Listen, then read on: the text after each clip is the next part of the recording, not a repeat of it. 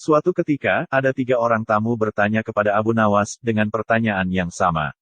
Orang pertama mulai bertanya, manakah yang lebih utama, orang yang mengerjakan dosa-dosa besar atau orang yang mengerjakan dosa-dosa kecil? Orang yang mengerjakan dosa-dosa kecil. Jawab Abu Nawas. Mengapa? Tanya orang pertama. Sebab lebih mudah diampuni oleh Tuhan, kata Abu Nawas.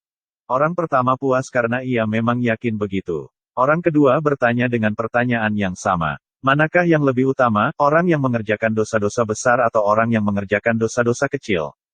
Orang yang tidak mengerjakan keduanya. Jawab Abu Nawas. Mengapa? Tanya orang kedua. Dengan tidak mengerjakan keduanya, tentu tidak memerlukan pengampunan dari Tuhan, kata Abu Nawas. Orang kedua langsung bisa mencerna jawaban Abu Nawas. Orang ketiga juga bertanya dengan pertanyaan yang sama. Manakah yang lebih utama, orang yang mengerjakan dosa-dosa besar atau orang yang mengerjakan dosa-dosa kecil? Orang yang mengerjakan dosa-dosa besar. Jawab Abu Nawas. Mengapa? Tanya orang ketiga. Sebab pengampunan Allah kepada hambanya sebanding dengan besarnya dosa hamba itu. Jawab Abu Nawas. Orang ketiga menerima alasan Abu Nawas. Kemudian ketiga orang itu pulang dengan perasaan puas.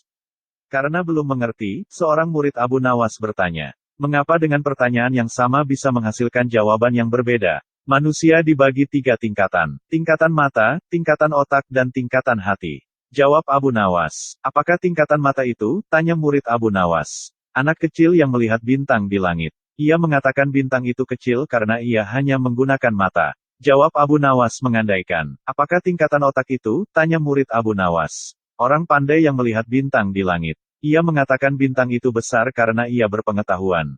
Jawab Abu Nawas. Lalu apakah tingkatan hati itu? Tanya murid Abu Nawas. Orang pandai dan mengerti yang melihat bintang di langit.